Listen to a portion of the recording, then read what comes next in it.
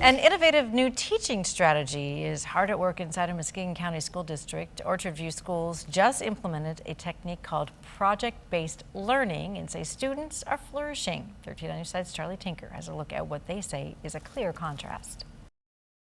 You know, so often school can feel like you're preparing for a test or preparing for some abstract, distant future.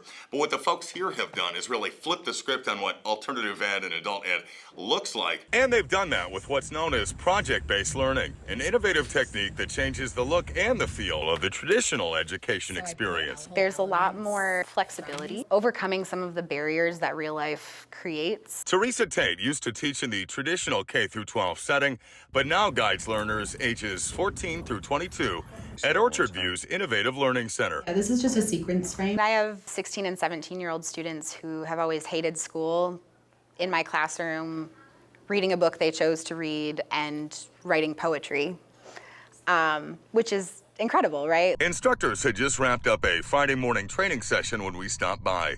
The new project-based program only launched about 3 weeks ago with the beginning of the school year. We are taking the time to find the assets that our learners bring to the table. It's not about what they're missing, it's about what they have. Around 80 learners have enrolled so far. They've also applied the same philosophy to alternative ed. We're going to move you from where you're at to where you would like to be. The project-based learning model elevates that idea with real-world, community-based partnerships that push learners to harness their knowledge in coming up with a product or solutions that go beyond the classroom. And we bring in that community expert so that way the students can ask the questions that they're curious about. So the teacher is no longer the sage on the stage, the teacher is the guide on the side. From there, adult or otherwise, their progress is measured on an individual basis versus against the rest of the class. And that's the magic with our teachers, is they're always analyzing that. I'm doing my dream job here. And only a few weeks into the school year, Teresa says there are already plenty of success stories. School is so often framed as